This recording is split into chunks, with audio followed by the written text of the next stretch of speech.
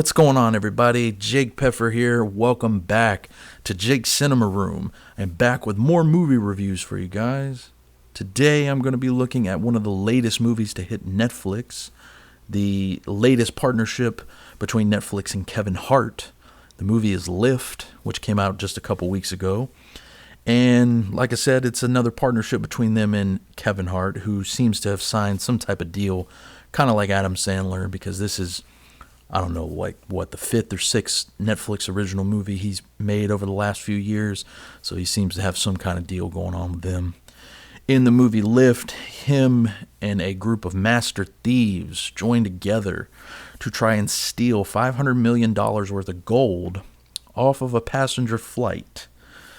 Interesting concept, I could say. It's definitely not something that we haven't seen before, something similar to this. But with Lift, what we get is just kind of another generic action comedy movie from Netflix.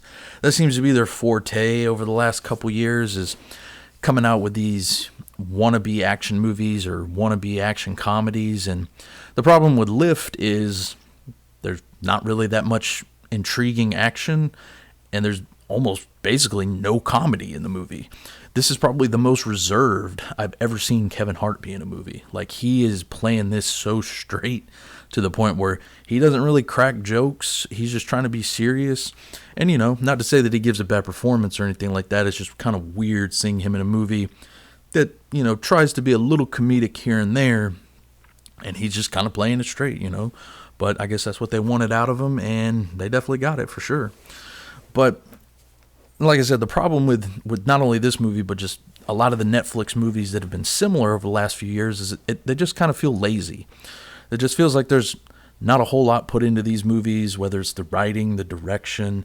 You know, everybody here that's acting in the movie, for the most part, you know, they're doing their best, I guess. But nobody's really putting a whole lot into the roles. And the movie just kind of feels flat. Like, it doesn't really feel like there's anything of value here. It's a very, very forgettable movie. Like, you know, I watched it just a couple days ago, and honestly, I've forgotten most of it. And it's just one of those movies, you know, you'll throw on, you'll watch it. You might enjoy parts of it, but you're really not going to remember it. It's not going to be a movie 3 years from now. You're going to be like, you know what? I haven't seen Lift in quite a while. I need to revisit that. It's not going to be one of those movies, unfortunately. And it's just, you know, it's a fault of a lot of different things.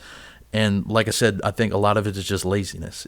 It's a movie that they put out, you know, it looks nice, it's shot very well, it's in exotic locations, but it's just a movie that's easy to promote. You got a, you know, very likable and well-known comedian to headline the movie. You fill it with a bunch of character actors and other actors and actresses that, you know, people might be familiar with from other things. And you got a solid cast. You got a, you know, a pretty solid foundation here. But in the end, it just doesn't make for really any kind of an entertaining movie.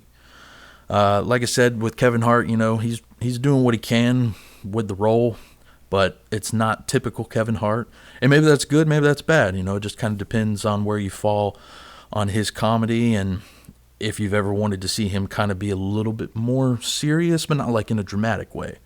To fill out the rest of the cast, you have Gugu Mbatha-Raw, who's a very good actress, and here she's actually not bad either. She plays pretty well with Kevin Hart. They have pretty good chemistry. They had a previous relationship in the movie prior to them kind of rekindling their relationship, because she ends up joining their team. She's an Interpol agent that tries to stop him in the beginning, but ends up joining him. Not really a spoiler because it happens within the first 30 minutes of the movie. Elsewhere, you have Vincent D'Onofrio, who is part of the crew, and he's, you know, again, another great actor, doing what he can, but there's not really a whole lot here for him. The other more recognizable person in the cast is Sam Worthington. Again, he's here, but he's kind of not really given a whole lot to do, and that's more or less how the movie feels. Is, you know, you have all these characters, because this is a pretty big group of characters that are part of this, you know, team that's trying to steal this gold and everything, and then there's other, you know, actors peppered in throughout, but Nobody really feels like they care too much to be in this movie. It feels like something they're doing just to get a paycheck, which is totally fine. But again, it just doesn't make for anything that's all that entertaining. So if you couldn't tell, I don't really recommend watching Lift. It might be something worthwhile to throw on in the background, or if you just can't really find anything else to watch. But overall, I'd give it about a 4 out of 10 and just say skip it. Pick something else up. There's better Kevin Hart movies out there. There's better movies on Netflix that are, similar or just in general better overall. So I'd say maybe check those out instead of this one. That's about it for me, guys. If you've had the chance to watch Lift, please let me know what you thought about it in the comments below. Be sure to subscribe to the channel for more reviews. I'll leave all my links down below on where you can follow me and check out some of my written reviews. And until next time, I'll catch you all later.